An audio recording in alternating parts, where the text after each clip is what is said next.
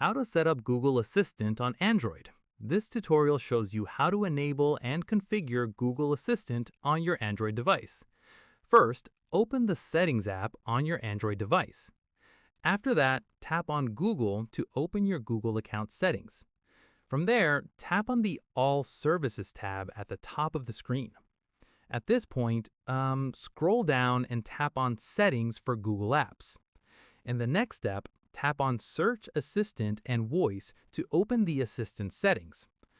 Following this, tap on Gemini to open the voice activation settings.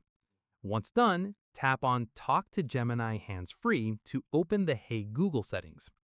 From here, toggle on Hey Google to enable voice activation.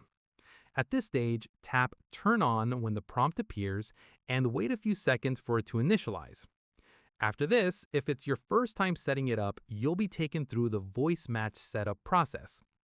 Finally, follow the on-screen prompts and say the words displayed on the screen out loud so Google can learn and recognize your voice. Once complete, you can activate Google Assistant anytime by simply saying, "Hey Google." And that's it. If this Android guide helped you set up Google Assistant, give it a like. Subscribe for more Android tutorials and tap the bell icon for updates. See you in the next one.